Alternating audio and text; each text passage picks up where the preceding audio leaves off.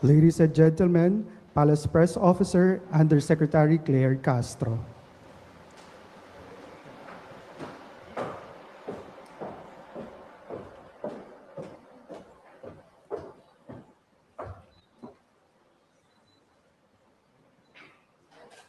Maayong adlaw, Iloilo Press. Nahuli na si Zaldico. Bunga ito ng matibay na paninindigan ni Pangulong Ferdinand R. Marcos Jr. na mapanagot at makulong ang sinumang sangkot sa maanumalyang flood control projects sa bansa. Ayon sa Pangulo, kasalukuyang nasa kustodiya na ng otoridad sa Czech Republic ang puganting si Zaldico matapos na pumasok sa nasabing bansa nang walang wastong dokumento. Batay sa pinakahuling ulat, hinarang si Zaldico sa German border at ibinalik sa mga otoridad sa Czech Republic kung saan siya nanggaling. Dagdag ng Pangulo, nagpapatuloy ang koordinasyon ng Pilipinas sa mga otoridad ng Czech Republic. Nais lang po natin ipaalala sa mga nagsasabing kinalimutan na ang flood control scandal. Hindi po yan totoo. Ang pagkilos ng gobyerno, ang utos ng Pangulo ay nananatili. Managot ang dapat na managot.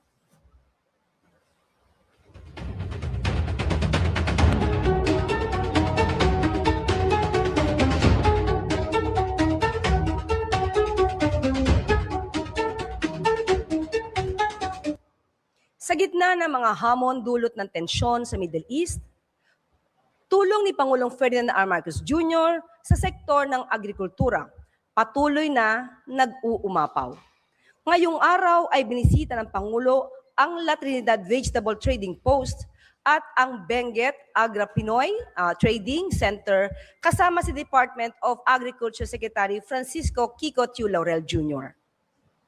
Namahagi ng ang Pangulo ng aabot sa 16 million pesos na pinagsamang halaga ng farm equipment at cash grants para sa mga magsasakang apektado sa ibayong dagat.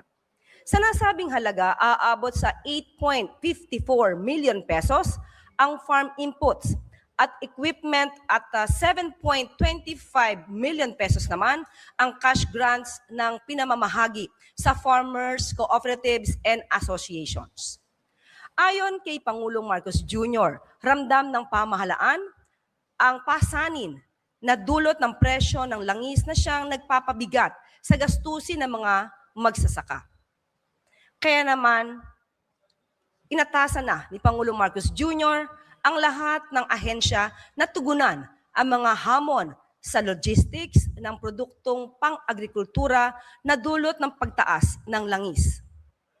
Kabilang sa mga solusyon ng pamahalaan ay ang mga sumusunod.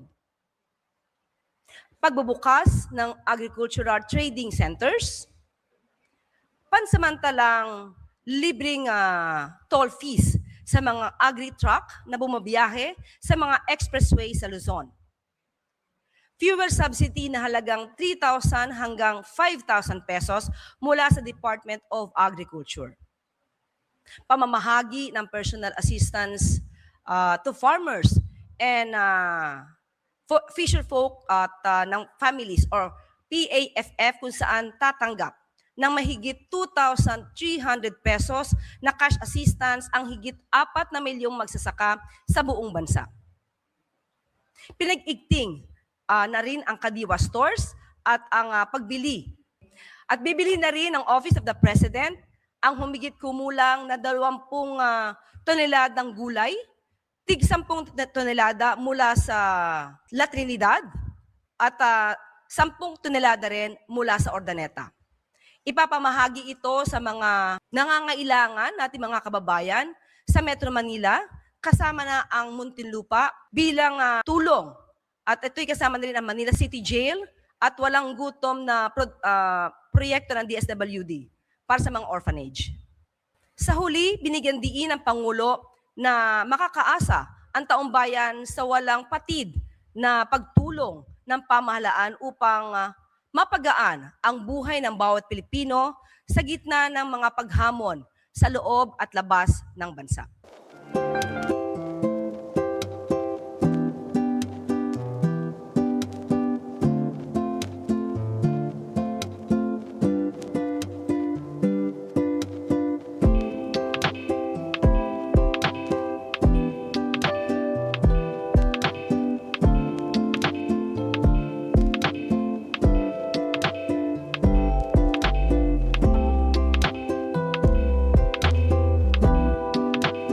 We are here now at the training center at pinuntahan din natin ang palengke because meron na nangyari, ulat kami yung mga report dahil sa pagtaas ng presyo ng diesel ay hindi na binababa ang mga gulay na galing dito sa Mountain Province. Tinignan natin, hinanapan natin ng paraan. Kaya unang-una, binaba natin ang presyo ng diesel ng 10 piso.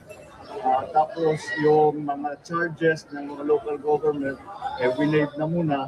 Tapos tinanggal na rin natin ang toll fee para sa mga truck na bumababa. Yung 10-wheeler yata 3,000 ang binabayad.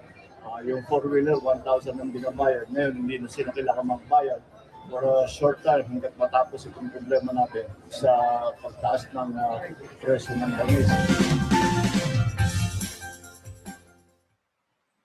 At maaari na po akong tumanggap ng inyong mga katanungan. First question, mula kay Perla Lina ng PNA.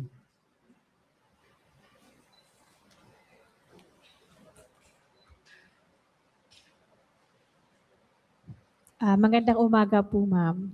Good morning po.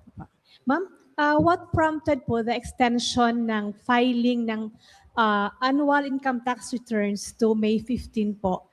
Ito po may assurance na ma-achieve po natin yung ating revenue target. Okay.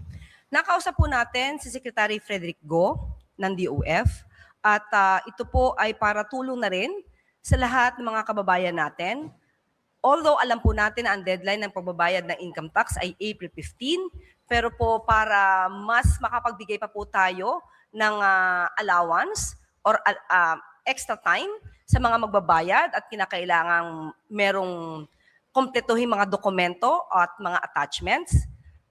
Minabuti po na extend po up to May 15 para po mas marami pa po sa ating mga kababayan ang makakomply sa kautusan patungkol po sa pagbabayad ng income tax. At sinabi din po ni Secretary Frederick Go na we will continue to reach our targets. Ma'am, given po sa current challenges po, meron bang mga measures na naka-pipeline para ma-support po yung initiative sa energy or sa renewable energy po natin? Opo, yes po.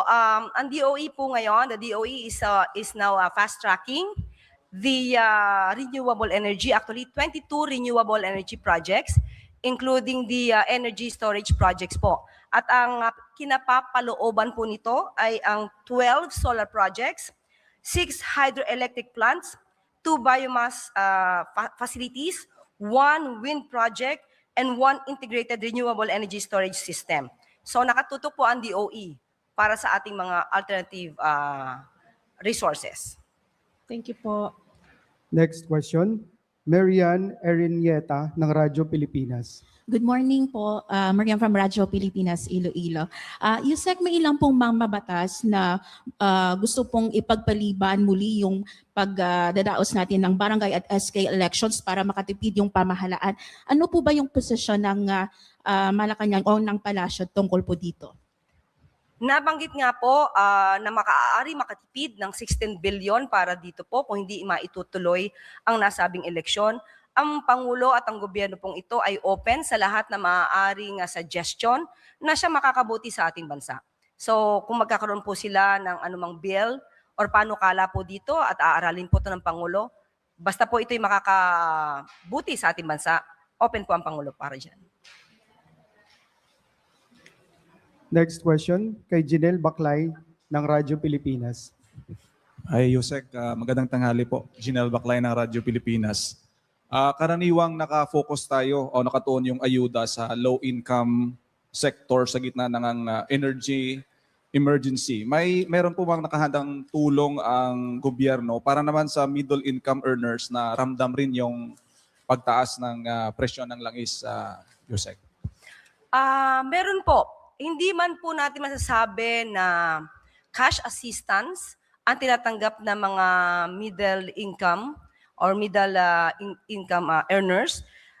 Masasabi po natin na yung pong ibinigay po ng Pangulo at ng DOTR patungkol po sa 50% na discount sa LRT, MRT ay malaking tulong po ito dahil karaniwan din po dyan ay mga middle income ang nag-a-avail ng ganitong klaseng transportasyon. Maliban pa po dyan, naibigay na rin po, nasuspend na rin po ang excise tax para sa LPG at kerosene. At alam po natin na lahat po tayo dito ay gumagamit po ng LPG at kerosene at malaking bagay po ito para maibsan ng konti ang dinaranas natin mga pagtaas ng presyo, dulot na rin po ng krisis dito sa Middle East. At maliban pa po dyan, meron na rin pong proyekto ang SSS, ang GSIS at ang Pag-ibig.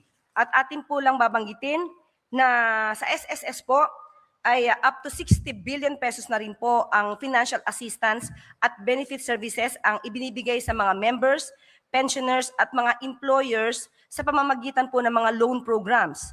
At pati po yung condonation para sa mga loan penalties at employer contribution delinquency ay maaari po makapag-avail para po maiwasan po ang penalty at magkakaroon po ng condonation. Sa GSIS naman po ay ini-implement na rin po ang Balik Ginhawa Program kung saan mayroong 3-month loan moratorium kung saan nire-refund muna yung 3 months na kanilang ibinayad para magamit pansamantala ng ating mga kababayan. At pati po sa Pag-ibig ay meron na rin po na special benefits package na ibinibigay para sa repatriated OFWs po natin. Thank you po, Yusek. Next question, Nel Joy Galidaw ng Panay News. Good morning, Attorney. Good morning po. Iloilo City has been actively supporting the Public Transport Modernization Program, or PTMP, under the administration of President Ferdinand Marcos Jr. In light of rising fuel prices, thus the national government plan to provide additional subsidies or support for the transport sector in Iloilo City.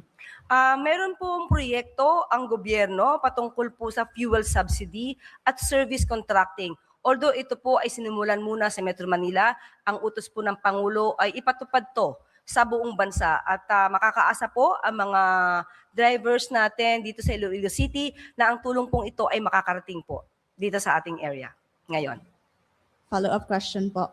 What is your reaction po to those advocating for the discontinuation of the PTMP or the phase out of jeepneys as their livelihoods are greatly affected? Alam naman po natin ang dahilan kung bakit kailangan natin ng modernization para sa ating mga jeepneys. Ito po ay para magkaroon ng maayos, matibay at safe na maaaring sakyan ng ating mga commuters. At ito din po ay magiging malaking ginhawa na rin sa ating lahat. Pero sa ngayon po na ito ay nararanasan natin, ito nangyayaring krisis sa Middle East, hindi po napag-uusapan ngayon ang maagarang pag-i-implement po niyan. Sa ngayon ay wala po. Thank you po.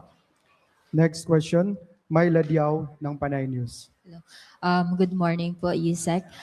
Follow-up din po doon sa question po ni Nel Joy. Protesters in Iloilo City and nationwide are also calling for the repeal of the oil deregulation law, a rollback of fuel prices to 55 pesos po, and suspension of excise and VAT on petroleum products and fares and wages for transport workers. May I know po the administration plans? Sa ngayon po, with regard to oil deregulation law, sinabi po natin na lahat po ng suggestion ay welcome. Nothing is off the table. Pero mas maganda rin po talaga na maaral ito, lalong-lalo na ng mga mababatas dahil ang repeal naman po ng oil deregulation law ay nasa kamay po ng Kongreso. But mas maganda po na mas maaral ito para makita natin kung anong epekto nito sa stakeholders, sa bansa, at sa ating mga kababayan. Dapat kung magkakaroon man ng repeal ng isang batas, dapat ito ay pangkalahatang pangkaginhawahan. Dahil kung ito naman din po ay magdudulot ng negatibo sa mga oil industries, hindi rin po ito magiging maganda sa ating bansa. So dapat itong pag-aralan para kung ano yung mas makakabuti sa ating lahat at sa bansa, yun ang dapat na manaig. At ang patungkol naman po sa excise tax, sa ngayon po ang excise tax sa fuel ay hindi pa po na irerekomenda sa ngayon. Ang nairekomenda lamang po ay ang suspension ng LPG at ng kerosene, ang excise tax para sa LPG at kerosene. Dahil sa habang inaaral nila to, ang nakikita po nila ay baka hindi rin po magamit ng ating mga kababayan dahil baka makain lamang yung ibababa na excise tax, let's say 50%, makain lamang para sa premium or insurance na ipapatong din naman po ng mga oil companies na maaari makapagpabigat din po sa ating mga kababayan. Okay. Thank you po, Yusek. Another topic po, kanina nabanggit po na may mga programs about po agriculture, may mga programs na po doon sa may La Trinidad and Benguet po. Given po sa ongoing national concerns on rising food prices and inflation, how does the PALAS plan to ensure that interventions are felt in regions like here in Western Visayas po, and where farmers and fisher folks continue to struggle with high production costs but low farm gate prices? Yes, utos po ng Pangulo, ni Pangulong Ferdinand R. Marcos Jr. na wala pong maiiwan, lalong-lalo na sa nararanasan natin po ngayon na dala na epekto ng krisis sa Middle East. Inutusan po ni Pangulo, si Secretary Kiko T. Laurel Jr., na lahat po ay ng ating mga magsasaka, fisher folk, sa buong bansa ay dapat maabutan ng ayuda. Sa katunayan po ay meron pong 3,000 Western Visayas fisher folk na maaari makareceive na po ng fuel subsidy. At maliban po dyan, pinapabilis na rin po yung tinatawag na Presidential Assistance for Farmers and Fisher Folk. Over 380,400 beneficiaries po. Dito po sa lugar po natin ang makakatanggap. Nandito po sa atin around 16,000 fisher folk in Western Visayas are beneficiaries of the subsidy. Ito po ay sa fisher folk. Meron din pong 34,454 na registered municipal motorized fishing boats in Visayas or Western Visayas at makakatanggap din po sila. Ayon dito sa atin ay makakatanggap po sila ng mga higit or around 132 liters of fuel per month na worth 13,200. At pati po, maliban po yan, kahit maliban po sa mga fisher folks natin at farmers, pati po ang DSWD ay magbibigay po ng cash relief sa mga tricycle drivers naman din po dito sa Western Visayas. Okay. Thank you po, Yusek. Next question, Attorney Joseph Marzan, Daily Guardian, Philippine Daily Inquirer. Hi, good afternoon po, ma'am. Magtatanong lang po, ma'am, no? Since you're in Western Visayas na rin naman po, aside po sa kung ano po yung mga ginagawa ngayon ng administration ni Pangulong Marcos sa with regard to the fuel crisis, ano po ba yung mga priorities nila for the region? Actually, marami po. Ito po, nilista na nga po natin. Dahil dito po, mismo sa Western Visayas, marami pong priorities ang administrasyon. Unahin na po natin, at ito'y malamang na matarget. Ang target po nito na maaari matapos ay bago mag-2028.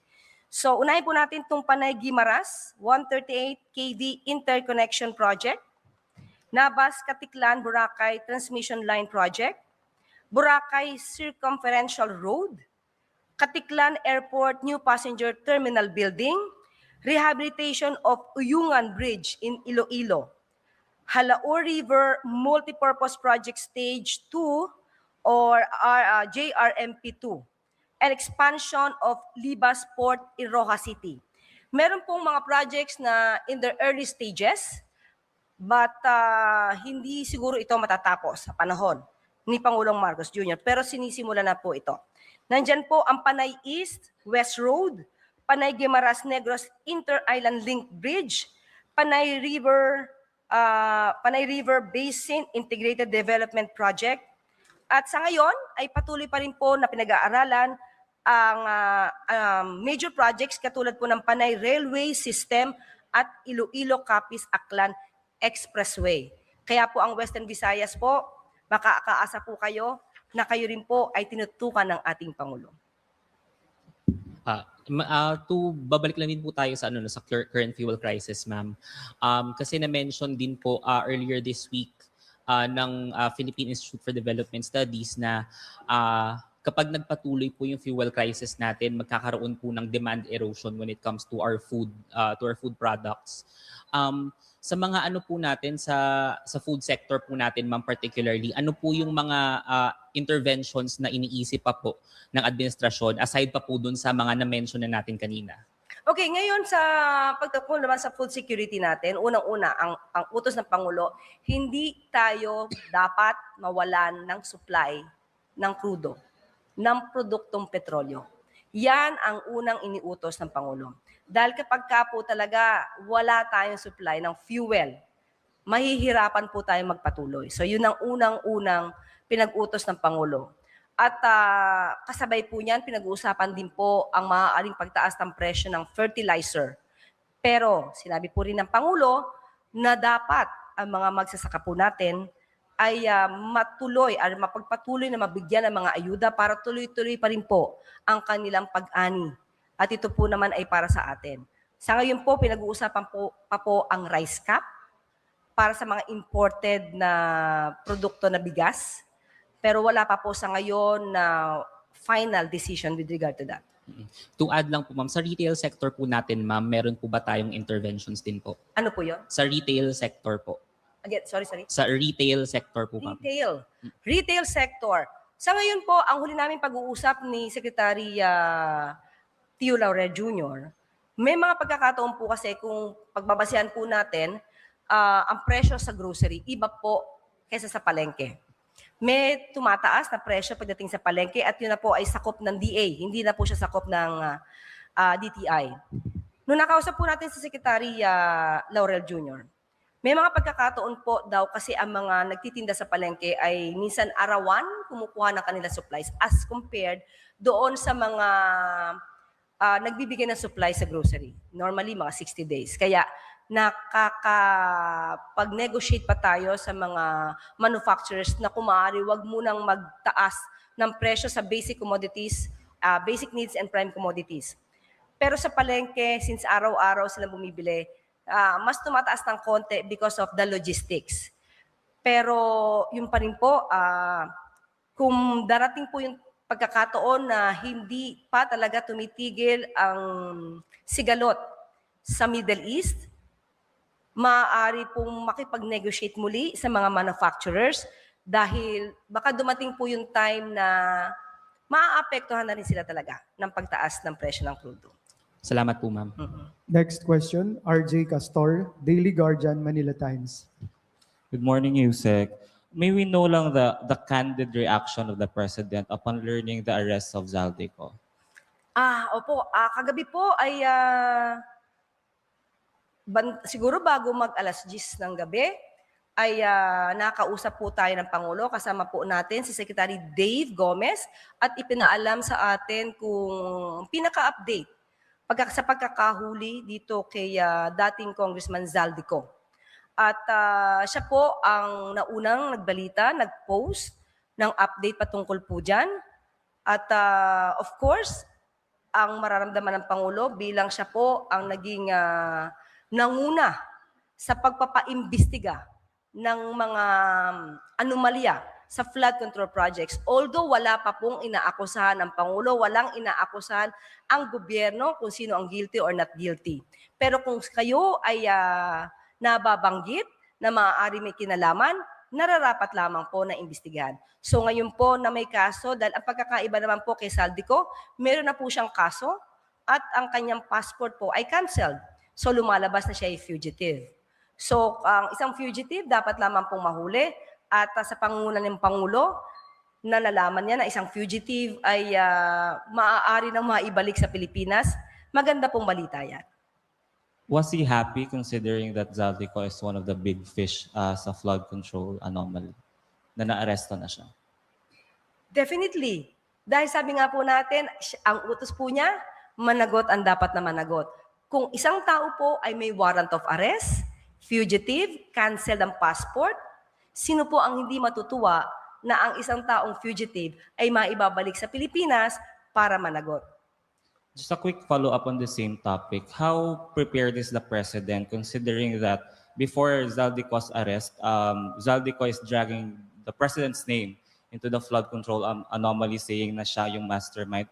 How prepared is he considering kapag bumalik si Zaldico in the Philippines, he would have a tell-all of the things behind the flood control scandal? Ang dapat na tanong dyan ay kung handa ba si Zaldico na magsabi ng katotohanan. Kung handa ba siya na sabihin kung sino.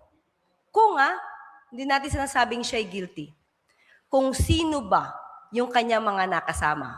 Ang Pangulo, ulitin po natin, ang siyang nagsimulang magpa-imbestiga ng maanumalyang flood control projects. Siya ang nangunang magpa-imbestiga ng di umanong korupsyon.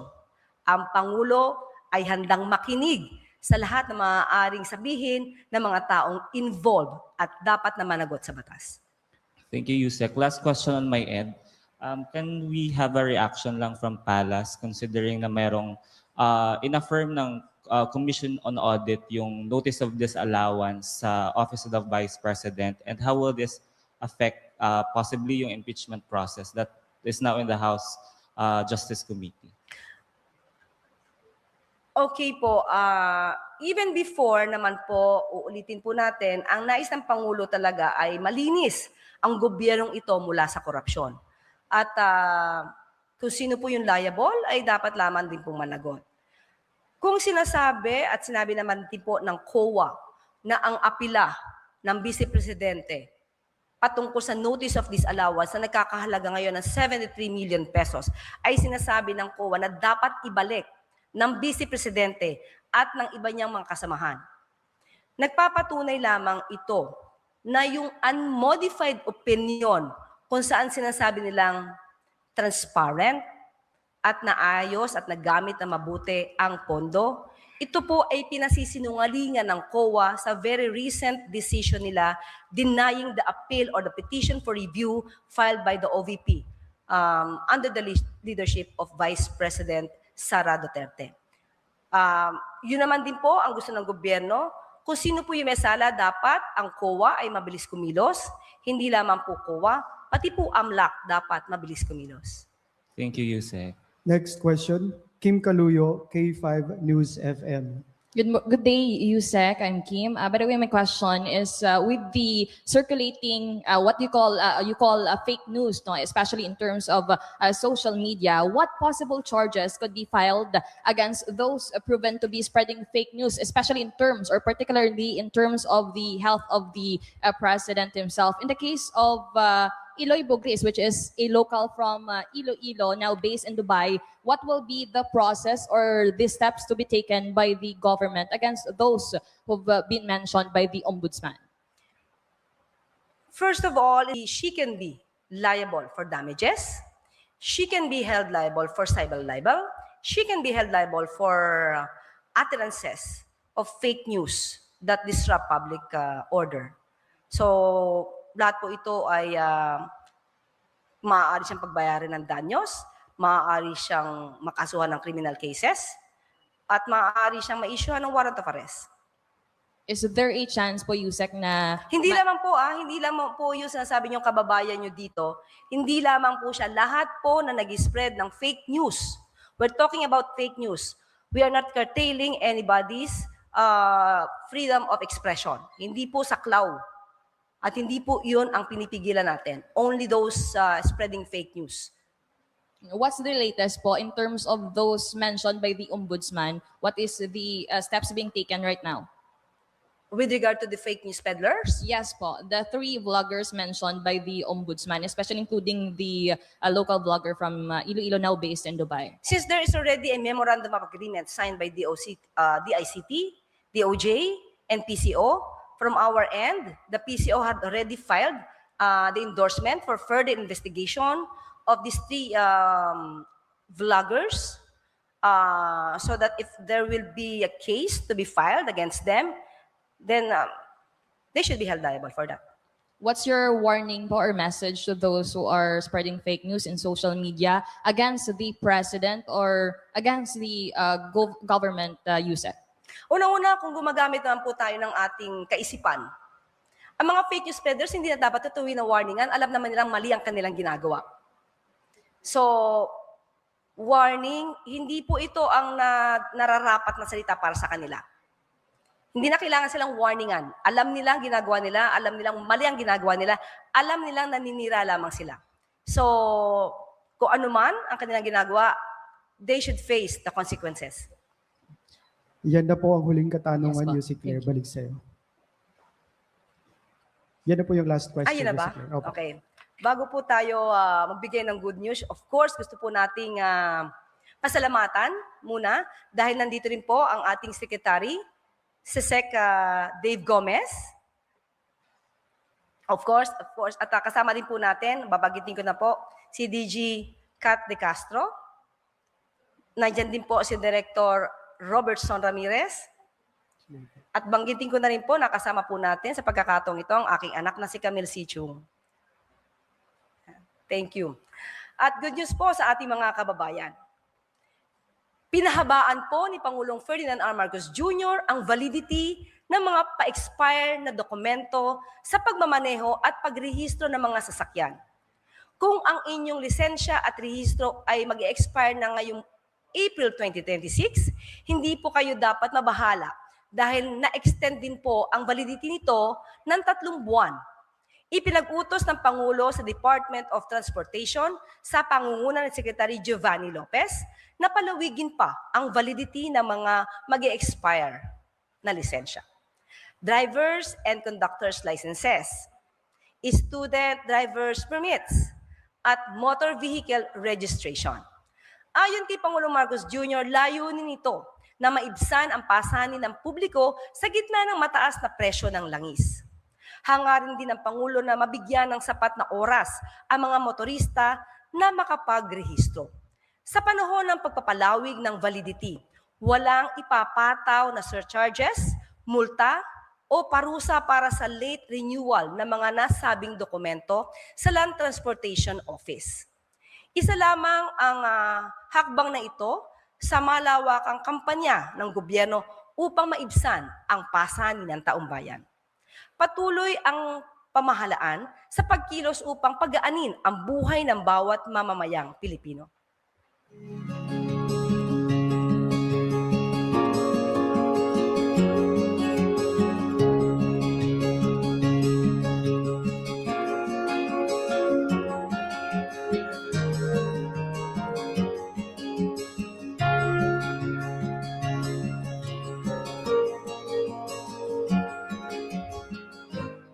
At bago tayo magtapos, muling naging makabuluhan at produktibo ang nagdaang linggo ni Pangulong Ferdinand R. Marcos Jr.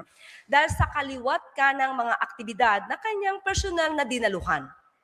Maaalala nitong Lunes, April 13, ay humarap si Pangulong Marcos Jr. sa isang press briefing sa Malacanang upang magbigay ng mahalagang anunsyo.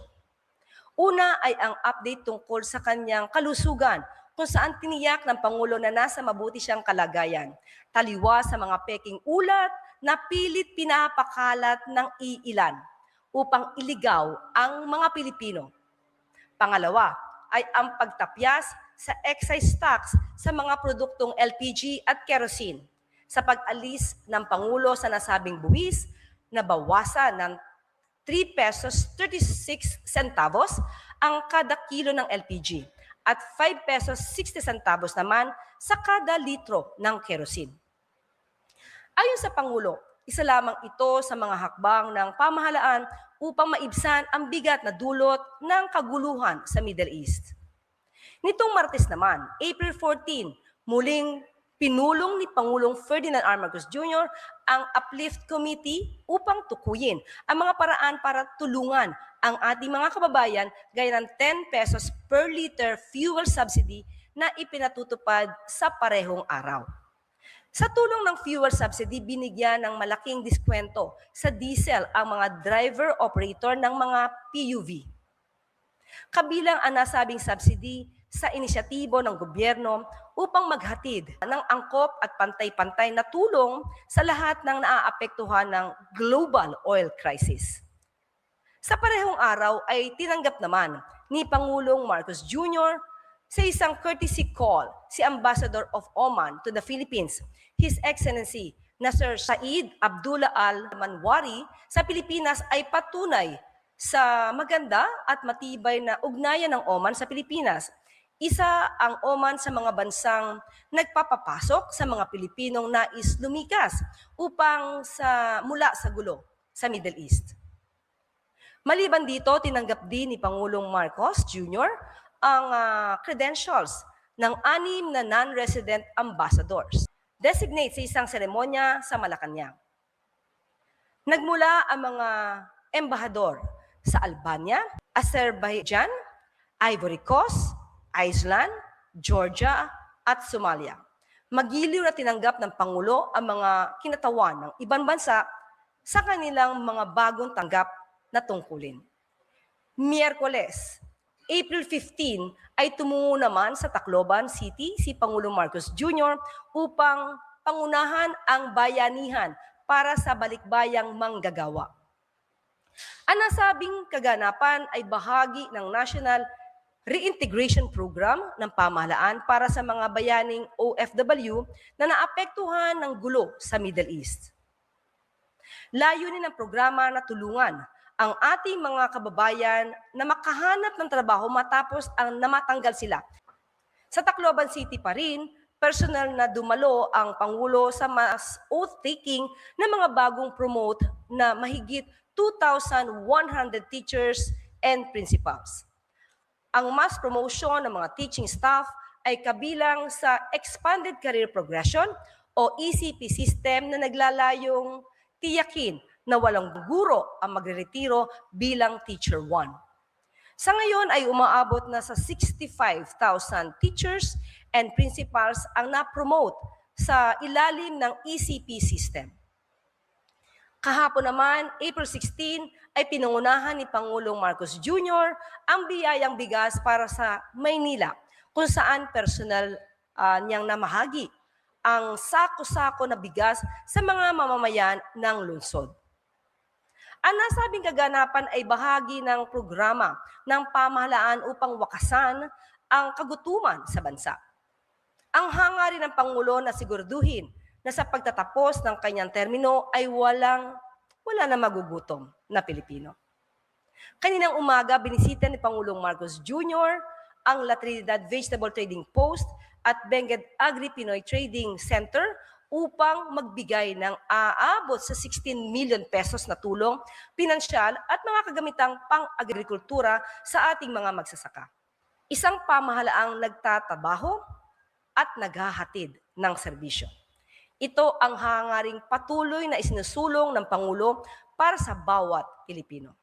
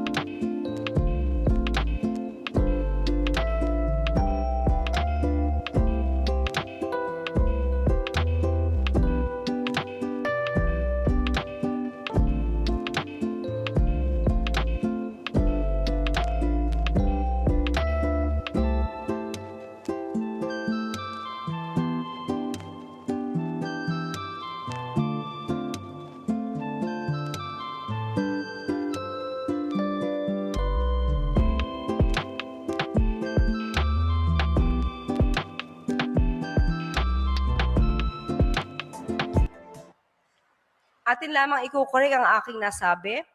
Ang mga OFWs, mga bayani po natin na patuloy sa pakikipagsapalaran sa ibang bansa at hindi pakikipaglaban sa ibang bansa.